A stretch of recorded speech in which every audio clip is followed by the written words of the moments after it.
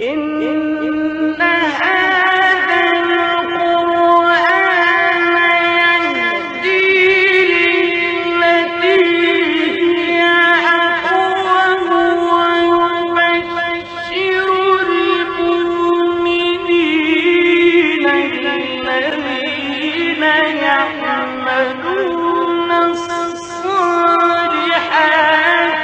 أن لهم أجرا كبيرا.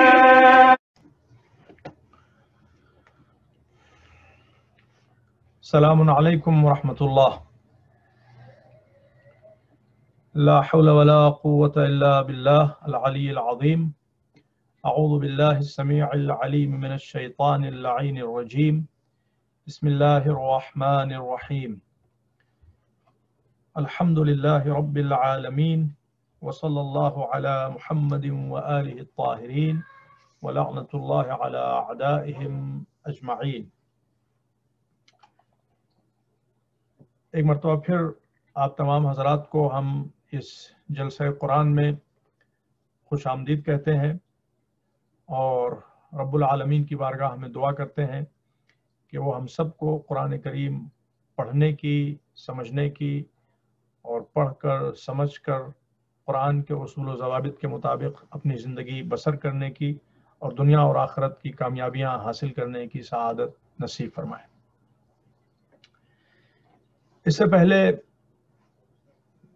ماہ مبارک محرم سے پہلے جو سیشنز ہم نے شروع کیے تھے تفسیر قرآن کے حوالے سے، ان کے 3 سیشنز ہوئے تھے. پھر اس کے بعد میں محرم کی وجہ سے بیچ میں گیپ آ گیا تھا اور اب پھر سے ان کو ریزیوم کر رہے ہیں.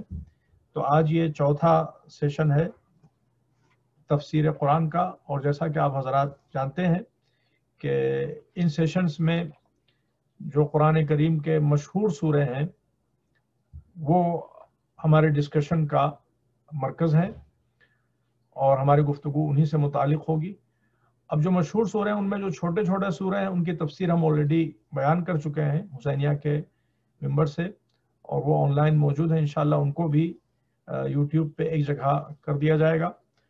اور یہ جو تفسیر ہم نے شروع کی ہے سورہ مبارکہ یاسین کی، تو اس کے 3 سیشن ہو چکے ہیں. آج 4تھا سیشن ہے اور آج جو آیتیں ہم آپ کے ساتھ ڈسکس کریں گے وہ آیت نمبر 13 سے لے کے آیت نمبر 30 تک ہے.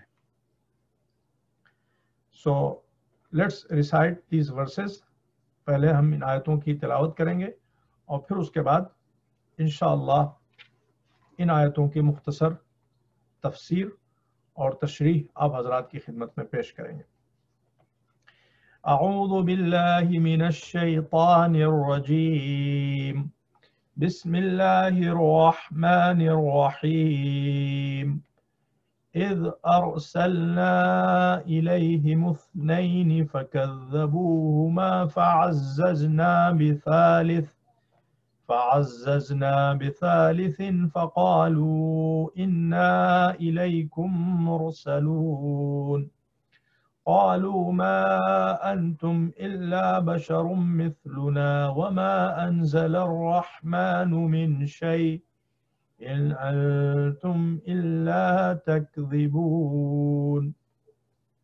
قالوا ربنا يعلم إنا إليكم لمرسلون وما علينا إلا البلاغ المبين. قالوا إنا تطيرنا بكم لئن لم تنتهوا لنرجمنكم وليمسنكم منا عذاب أليم. قالوا طائركم معكم أئن ذكرتم بل أنتم قوم مسرفون. وجاء من أقصى المدينة رجل يسعى قال يا قوم اتبعوا المرسلين اتبعوا من لا يسألكم أجرا وهم مهتدون. وما لي لا أعبد الذي فطرني وإليه ترجعون. أتخذ من دونه آلهة إن يردني الرحمن بضر لا تغن عني شفاعتهم شيئا ولا ينقذون إني إذا لفي ضلال مبين إني آمنت بربكم فاسمعون قيل ادخل الجنة قال يا ليت قومي يعلمون بما غفر لي ربي وجعلني من المكرمين صدق الله العلي العظيم. تو یہ آیت نمبر 13 سے آیت نمبر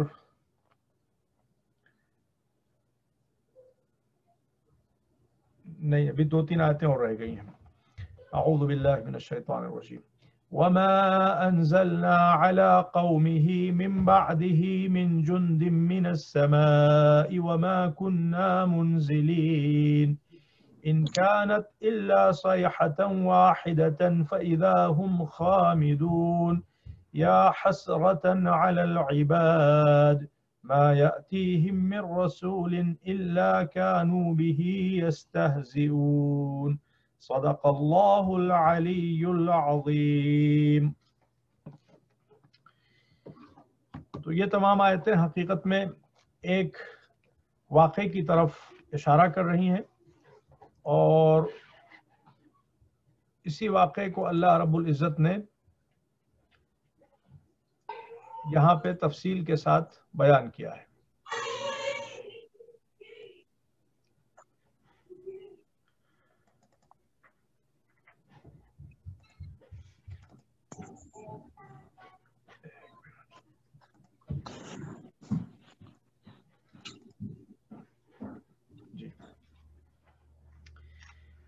اور یہ واقعہ یہ ہے کہ اللہ رب العزت نے ایک قریہ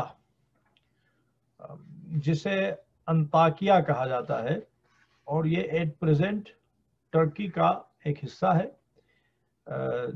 لیکن جب یہ واقعہ ہوا تو اس وقت وہ قریہ ترکی کا حصہ نہیں تھا بلکہ ایسٹرن رومن امپائر کا حصہ تھا.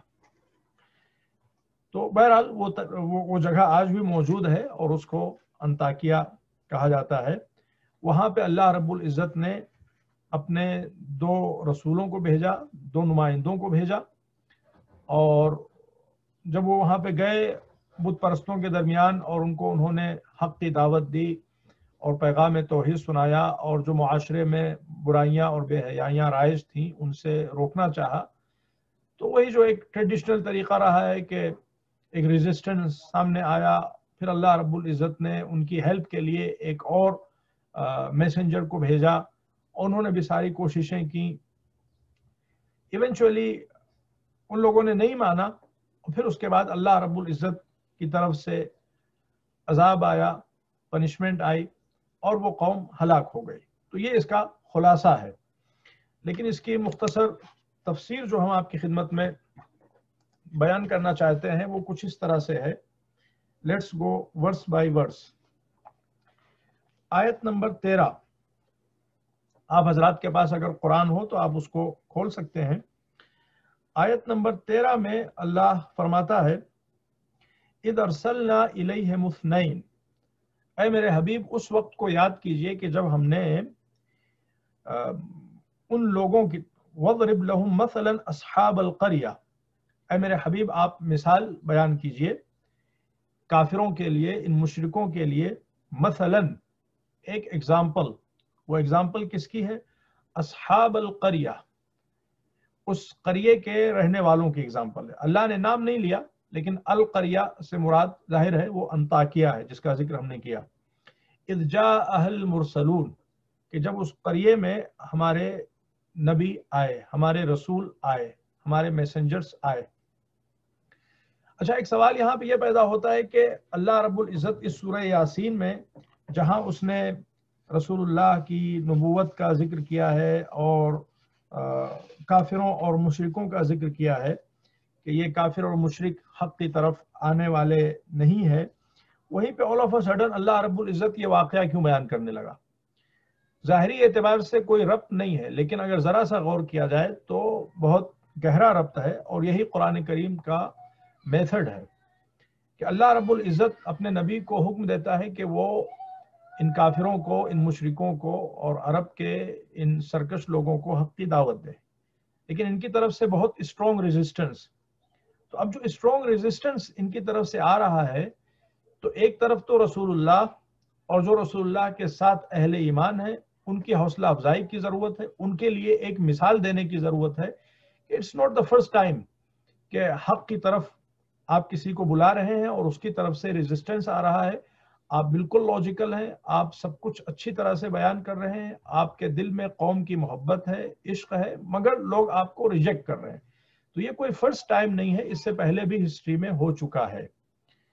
تو اس واقعے کے بیان کرنے کا ایک فائدہ یہ ہے کہ رسول اللہ کو تسلی ملے اور اہل ایمان کو تسلی ملے، اور دوسری بات ہے کہ سب کے لیے ایک ایگزامپل ہو، خاص طور پر اہل ایمان کے لیے، مسلمانوں کے لیے، کہ وہ ان کافروں اور مشرکوں کی طرف سے آنے والی سختیوں، صعوبتوں اور پریشانیوں کی وجہ سے تنگ نہ آ جائیں، بلکہ وہ صراط مستقیم پہ گامزن رہیں اور حق کی طرف بشریت کو بلاتے رہیں، اور ایسا پہلے بھی ہو چکا ہے۔ اور دوسری طرف خود ان کافروں اور مشرکوں کے لیے جو رسول اللہ کی دشمنی میں تمام لیمٹس کو کراس کر رہے ہیں، ان کے لیے بھی ایک عبرت ہے کہ it's not the first time کہ تم حق کا انکار کر رہے ہو اور حق کے مقابلے میں کھڑے ہوئے ہو۔ اس سے پہلے بھی بہت سے لوگ حق کے مقابلے میں کھڑے ہو چکے ہیں، اور ان کی عاقبت ہم قرآن میں بار بار بیان کر رہے ہیں، اور اس واقعے میں بھی، اصحاب القریہ کے واقعے میں بھی اللہ نے ان کے اینڈ کو بیان کیا ہے۔ تو جو اینڈ ان کا ہوا ہے وہی اینڈ تمہارا بھی ہوگا، جو حشر ان کا ہوا ہے وہی حشر تمہارا بھی ہوگا، اگر تم نے حق کے مقابلے میں محاذ قائم رکھا تو ان کے لیے ایک وارننگ ہے۔ آیت نمبر 14، اذ ارسلنا الیہم اثنین، اس وقت کو یاد کیجئے، اس وقت کو بیان کیجئے کہ جب ہم نے دو رسولوں کو بھیجا، فکذبوہما، اور اس جفاکار قوم نے، اصحاب القریہ نے، انطاکیہ والوں نے ان دونوں رسولوں کو جھٹلا دیا۔ فعززنا بثالث، تو ہم نے ان دونوں کے سپورٹ میں ایک تیسرے میسنجر کو بھی بھیجا۔ فقالوا انا الیکم مرسلون، اور ان تینوں نے کہا کہ ہم تمہاری طرف اللہ کی جانب سے بھیجے گئے ہیں۔ قالوا ما انتم الا بشر مثلنا، تو ان کافروں اور مشرکوں نے جواب میں کہا کہ تم لوگ کچھ نہیں ہو، تم جھوٹ بول رہے ہو، نعوذ باللہ، تم ہماری طرح کے عام انسان ہو۔ وما انزل الرحمن من شیء، اور جس رحمان اور رحیم خدا کی تم بات کر رہے ہو اس نے کچھ نہیں نازل کیا ہے۔ ان انتم الا تکذبون، تم صرف اور صرف جھوٹ بول رہے ہو۔ تو آپ دیکھیں تو تقریباً گزشتہ انبیاء و مرسلین عام طور پہ جب بھی کسی قوم میں گئے تو جو اس قوم کا ریئیکشن رہا وہ یہی رہا ہے جس کو 4 لفظوں میں سمرائز کیا جا سکتا ہے۔ تکذیب، انہوں نے انبیاء و مرسلین کو جھٹلایا۔ پھر اس کے بعد میں ترجیف، یعنی انہوں نے انبیاء و مرسلین کے خلاف پروپیگنڈے کیے۔ اور تیسری چیز تہدید، انہوں نے انبیاء و مرسلین کو ڈرایا، دھمکایا کہ اگر تم نے اپنے مشن کو نہیں چھوڑا تو ہم یہ کر دیں گے اور وہ کر دیں گے۔ اور پھر اس کے بعد چوتھا حربہ ان کا یہ رہا ہے تعذیب، یعنی انبیاء و مرسلین پہ انہوں نے جتنی سختیاں کر سکتے تھے اتنی سختیاں کی، جتنا ظلم ڈھا سکتے تھے اتنا ظلم ڈھایا، ایون قتل بھی کیا۔ تو یہ 4 حقیقت میں اسٹریٹجیز رہی ہے کافروں کی: تکذیب، جھٹلانا، اور ترجیف یعنی پروپیگنڈے پھیلانا ان کے خلاف، اور تیسری چیز تہدید، ان کو ڈرانا دھمکانا، اور چوتھی چیز تعذیب، میکسیمم ان کو پنشمنٹ میں مبتلا کرنا اور ان پہ ظلم و ستم ڈھانا۔ یہ کافروں کا مزاج رہا ہے، اور یہی چیز یہاں پہ بھی ہم کو دکھائی دیتی ہے۔ اب ہم پڑھتے ہیں 17ویں آیت، نہیں 16ویں آیت۔ قالوا ربنا يعلم انا الیکم لمرسلون، تو وہ جو میسنجرز آئے تھے انہوں نے کہا کہ ربنا یعلم، ہمارا رب اچھی طرح سے جانتا ہے، انا الیکم لمرسلون، کہ ہم تمہاری طرف اس کی جانب سے بھیجے گئے ہیں۔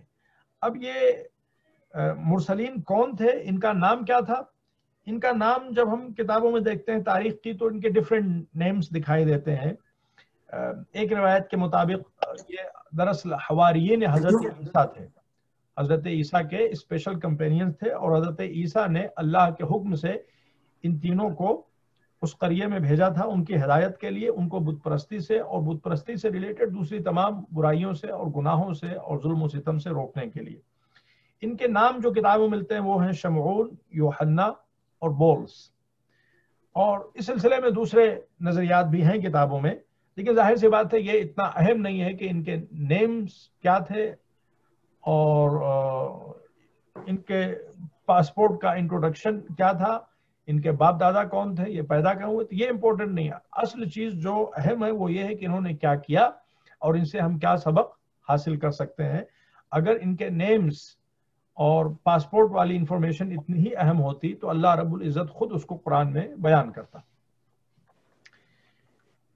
تو لیٹس موو ٹو نیکسٹ ورس. آیت نمبر 17. پھر انبیاء و مرسلین کہتے ہیں وما علینا الا البلاغ المبین، اور ہماری رسپانسبلٹی یہی ہے، ہمارا فرض یہی ہے کہ ہم حق کے پیغام کو اچھی طرح سے پہنچائیں. البلاغ یعنی حق کا پیغام پہنچا دینا. المبین کا مطلب ہے بالکل مینیفیسٹ انداز میں، جس میں کسی کو کوئی ڈاؤٹ نہ رہ جائے.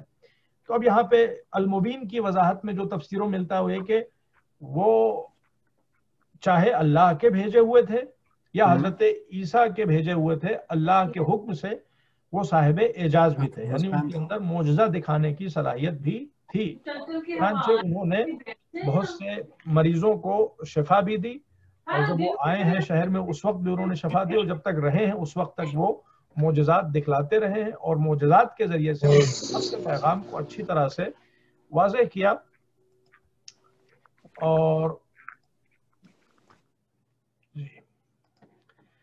کسی کو کوئی شک و شبہ نہیں رہ گیا کہ وہ اللہ کے نبی ہیں، لیکن اس کے باوجود بھی ریجٹنس اور اسٹبرنس لوگوں کی اپنی جگہ کے اوپر باقی رہی.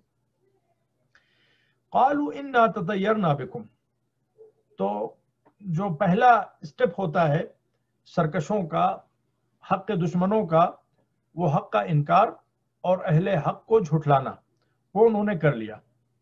اب دوسرا مرحلہ انا تطیرنا بکم، انہوں نے چاروں طرف یہ افواہیں پھیلانا شروع کر دیں، یہ پروپیگنڈا کرنا شروع کر دیا کہ یہ جتنی مصیبتیں ہماری قوم میں ہیں.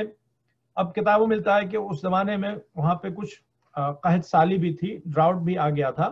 تو انہوں نے یہ کہنا شروع کیا کہ یہ جو ڈراؤٹ ہے، قحط سالی ہے، یا اور بھی جو ہمارے فائنینشیل ایشوز ہیں، وہ سب انہی رسولوں کی وجہ سے ہے. یہ آئے ہیں تو ان کے آنے کی وجہ سے ہماری زندگی میں یہ مصیبتیں آ گئی ہیں، حالانکہ ایسا نہیں ہے. یہ ان کا ایک پروپیگنڈا تھا، اور اہل باطل ہمیشہ سے یہی کرتے ہیں کہ اہل حق کے خلاف وہ ہزار طرح کے پروپیگنڈے کرتے ہیں. اور آج بھی آپ اس چیز کو دیکھ سکتے ہیں، اسلام میں صرف اچھائی ہی اچھائی ہے، لیکن اسلام کی اچھائیاں آپ کم سنتے ہیں، اور بیس لیس ایکیوزیشنز ان کو فیکٹس بنا کے میڈیا کے ذریعے پوری دنیا میں ہائی لائٹ کیا جاتا ہے. اور اگر آپ ویسٹرن ورلڈ میں لوگوں سے پوچھیں کہ آپ اسلام کے بارے میں کیا جانتے ہیں، تو آپ یقین کیجئے کہ اگر وہ 10 باتیں بتائیں گے اسلام کے بارے میں تو اس میں سے 8 باتیں نیگیٹو ہوں گی. تو یہ پروپیگنڈا کا مزاج رہا ہے باطل کا اور باطل پرستوں کا. تو انہوں نے اب دوسرے زون میں انٹری لی. انا تطیرنا بکم، یہ جو ہماری زندگی میں پرابلمز ہیں، مسائل ہیں، یہ سب تمہاری وجہ سے ہیں. لئن لم تنتہوا، اب تیسرا مرحلہ تہدید، ڈرانا اور دھمکانا. اگر تم لوگوں نے حق کے پیغام کو پہنچانا نہ روکا، اپنے مشن کو نہ روکا، اپنے مشن سے نہ ٹھہرے، نہ رکے، لنرجمنکم، تو ہم تم کو سنگسار کر دیں گے، تم پر تمہاری سٹوننگ کریں گے.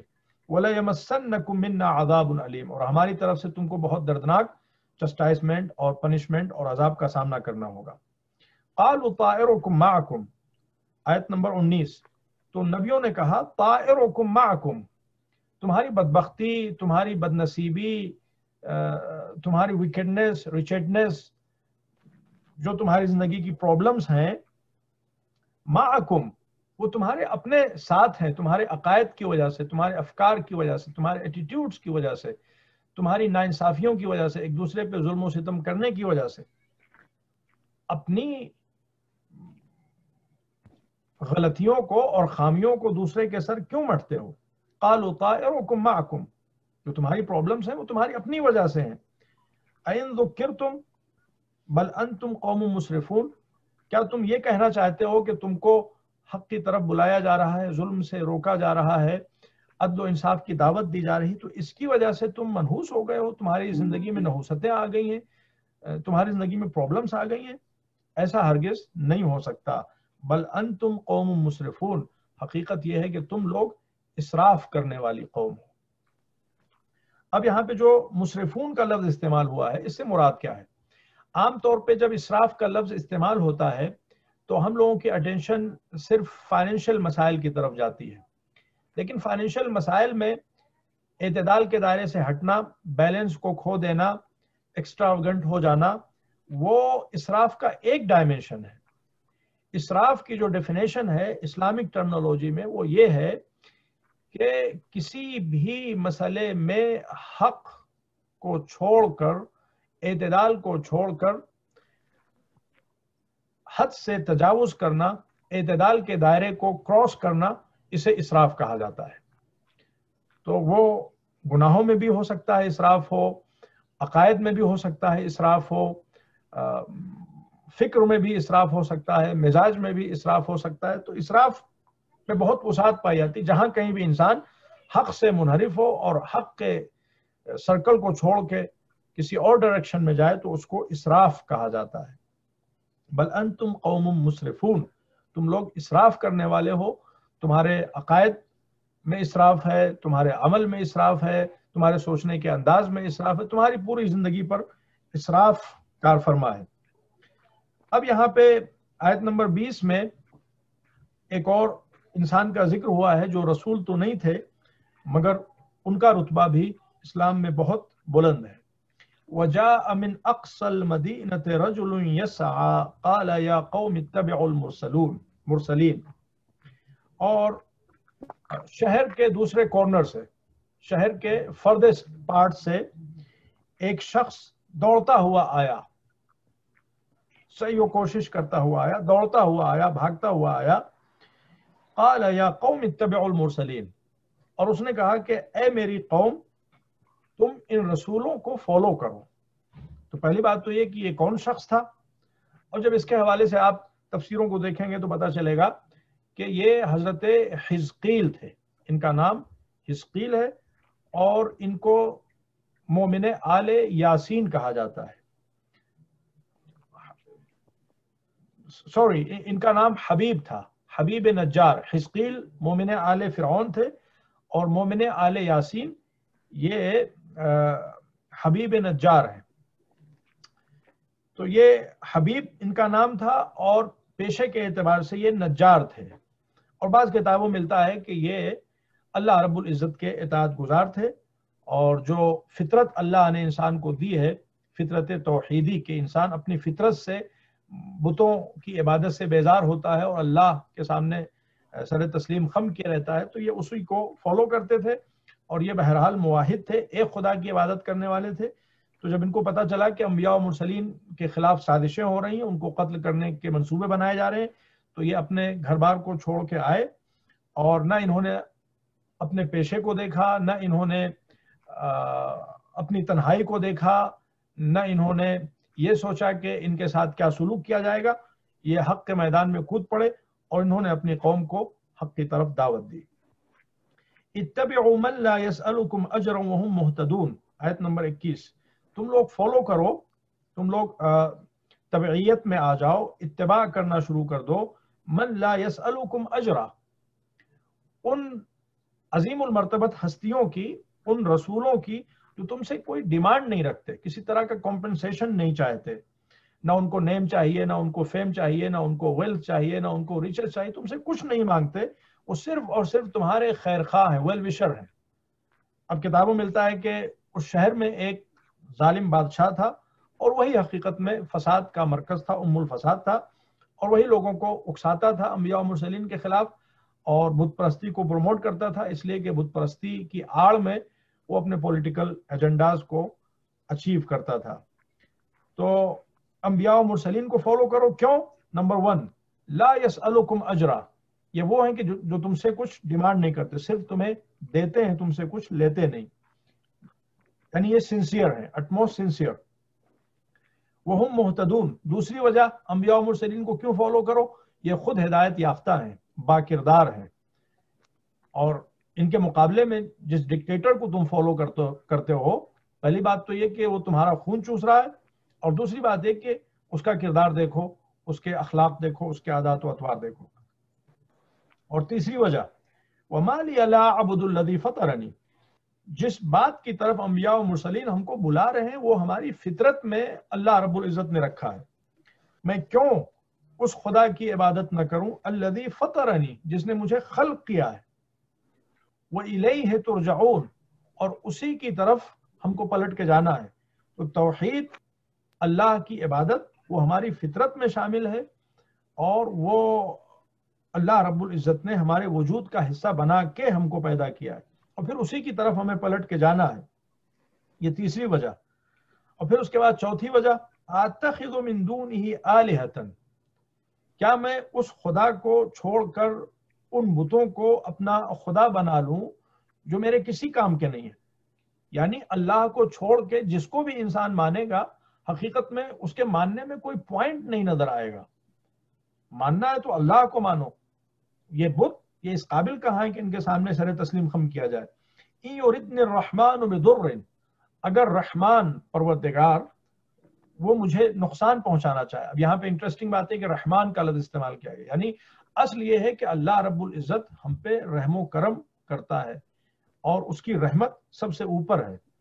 ان یردن الرحمن بضر، لیکن اگر وہ ہم کو کوئی ضرر پہنچانا چاہے، لا تغن عنی شفاعتهم شیئا، تو یہ بت ہمارے کسی کام کے نہیں ہیں، ان کی انٹرسیشن ہم کو فائدہ نہیں پہنچائے گی اور نہ ہی ہم کو نجات دے سکتے ہیں۔ انی اذا لفی ضلال مبین، تو اگر ہم ایسے خدا کو چھوڑ کے ان بتوں کے سامنے سر جھکائیں، ان کی پرستش کریں، تو ہم یقیناً کھلی ہوئی گمراہی میں ہیں۔ آیت نمبر 25، انی آمنت بربکم فاسمعون، میں اپنے رب پہ ایمان لے آیا ہوں، فاسمعون، تو اے میری قوم کے لوگوں میری باتوں کو اچھی طرح سے سنو۔ اب یہاں تک اللہ رب العزت نے حبیب نجار مومن یاسین کا ذکر کیا، اور پھر اس کے بعد اللہ رب العزت اب یہاں سے آگے یہ بتاتا ہے کہ ان کا انجام کیا ہوا حبیب نجار کا۔ اب جب کتابوں کو آپ دیکھیں گے اللہ نے یہاں پہ نہیں بیان کیا، اللہ نے یہاں پہ کیا کہا، قیل ادخل الجنہ قال یا لیت قومی یعلمون، پھر جب حبیب نجار سے کہا گیا کہ تم جنت میں انٹر ہو جاؤ، اب جنت سے مراد ظاہر سی بات ہے جو برزخ کی نعمتیں ہیں وہ ہیں، کیونکہ وہ جنت اس میں تو انشاءاللہ قیامت کے بعد لوگ انٹر ہوں گے، لیکن جب انسان مرتا ہے تو مرنے کے بعد اگر وہ نیک ہوتا ہے تو اس کی قبر جنت کا ایک نمونہ بن جاتی ہے، اور اگر برا ہوتا ہے تو اس کی قبر جہنم کا ایک نمونہ بن جاتی ہے۔ تو جنت سے مراد یہاں پہ برزخی جنت ہے۔ قیل ادخل الجنہ، ان کی شہادت کے بعد جب ان سے کہا گیا کہ تم جنت میں انٹر ہو جاؤ، قال یا لیت قومی یعلمون، تو اتنا زیادہ ان کو اپنی قوم سے محبت تھی کہ اس وقت بھی انہوں نے اپنی قوم ہی کو یاد کیا اور کہا کہ اے کاش میری قوم کو پتا ہوتا، کیا پتا ہوتا، بما غفر لی ربی، کہ اللہ نے مجھے کس طرح سے مغفرت عطا کی ہے، وجعلنی من المکرمین، اور مجھے محترم اور مکرم بنایا ہے۔ تو اب یہاں پہ اللہ رب العزت نے حبیب نجار کا ذکر کرٹیل کر دیا اور ڈائریکٹ جنت کا ذکر کیا۔ تو ہوا کیا، وہ تاریخ کی کتابوں میں اور حدیث کی کتابوں میں موجود ہے کہ جیسے ہی انہوں نے یہ دعوت دی، یہ سرکش قوم ان کے اوپر ٹوٹ پڑی اور ان کو نہایت بے دردی کے ساتھ، بہت ہی بے رحمی کے ساتھ شہید کیا۔ اب اس میں ڈیفرنٹ ورژنز ہیں، ایک تو یہ کہ ان کو سنسار کر دیا، ان پہ اتنے پتھر برسائے کہ وہ پتھروں کی چوٹ کی وجہ سے شہید ہو گئے، اور ایک تو یہ ہے کہ ان کو انہوں نے پھانسی پہ چڑھا دیا، اور ایک تو ایک اپنے پیروں کے تلے ان کو کچل ڈالا۔ بہرحال نہایت بے رحمی کے ساتھ ان کو شہید کیا۔ اللہ رب العزت نے اس پورشن کا ذکر نہ کر کے ڈائریکٹ جنت کا ذکر کیا، گویا اللہ یہ بتانا چاہتا ہے کہ انسان کی سعادت، انسان کی پروسپیرٹی اور انسان کی جنت اور شہادت میں کوئی فاصلہ ہے ہی نہیں۔ اللہ نے ان کی دعوت کا ذکر کیا اور بلا فاصلہ جنت کا ذکر کیا، یعنی گویا کہ شہادت اور جنت دونوں ایک ہیں، دونوں الگ الگ نہیں ہیں۔ تو یہ بہرحال حبیب نجار کا واقعہ۔ اور پھر جو آیت آگے بڑھتی ہے، 2-3 آیتیں اور، وَمَا أَنزَلْنَا عَلَىٰ قَوْمِهِ مِن بَعْدِهِ مِن جُنْدٍ مِّنَ السَّمَاءِ، اور پھر اس واقعے کے بعد، یعنی جب انہوں نے حبیب نجار کو مار ڈالا، اب یہاں پہ تاریخی کتابوں میں یہ بھی ملتا ہے کہ انہوں نے پہلے حبیب نجار کو مار ڈالا اور پھر اس کے بعد میں وہ جو 3 رسول تھے ان کو بھی انہوں نے مار ڈالا۔ تو اللہ رب العزت کہتا وَمَا أَنزَلْنَا عَلَىٰ قَوْمِهِ، اس قوم پہ ہم نے نازل نہیں کیا، من بعدہ، اس انسیڈنٹ کے بعد، اس دردناک واقعے کے بعد، من جند من السماء، آسمان سے ہم نے کوئی فوج نہیں بھیجی اس قوم کو ہلاک کرنے کے لیے، وما کننا منزلین، اور ہم نے ایسا کبھی نہیں کیا ہے۔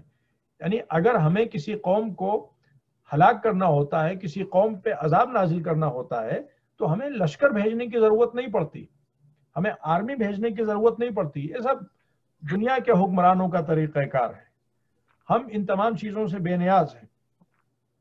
ان کانت الا صیحۃ واحدۃ، صرف ایک زبردست آواز تھی، ایک چیخ، ایک پکار تھی، فاذا هم خامدون، اور اسی ایک پکار کے بعد، اسی ایک چیخ کے بعد، اسی ایک چنگھاڑ کے بعد وہ سب کے سب سو گئے اور بالکل ڈیڈ ہو گئے، as if they didn't exist۔ فاذا هم خامدون، خامدون کا لفظ استعمال ہوتا ہے دراصل آگ کے لیے، جب آگ بجھ جاتی ہے، مطلب وہ بالکل بجھ گئے، یعنی ڈیڈ ہو گئے۔ اور پھر اللہ رب العزت اینڈ میں کہتا ہے یا حسرتن علی العباد، افسوس ان بندوں کے اوپر، ما یأتیہم من رسول الا کانوا بہ یستہزئون، کہ جو رسول بھی ان کے درمیان آتا ہے ہدایت کا پیغام لے کے، ان کی نجات کا پیغام لے کے، ان کی اصلاح کی خاطر، یہ اسی کا مذاق اڑاتے ہیں۔ تو یہ بہرحال یہ آیات۔ اب یہاں پہ آخر میں ایک سوال یہ پیدا ہوتا ہے کہ حسرت سے کیا مراد ہے؟ کیا اللہ رب العزت افسوس کرتا ہے؟ اللہ تو بشری تقاضوں سے ماورا ہے، کیا اس کے ہاں ایموشنز پائے جاتے ہیں؟ یہی سوال پھر غضب کے سلسلے میں بھی ہوگا، یہی سوال پھر خوشی کے سلسلے میں بھی ہوگا کہ غضب، اینگر، ہیپینس، افسوس، یہ تمام چیزیں تو ہیومن ایموشنز کا حصہ ہیں، پھر اللہ رب العزت کے لیے چیزیں کیوں استعمال ہوتی ہیں؟ تو اس کا سمپل سا جواب یہ ہے کہ اللہ رب العزت یقیناً ان ایموشنز سے منزہ ہے، مبرہ ہے۔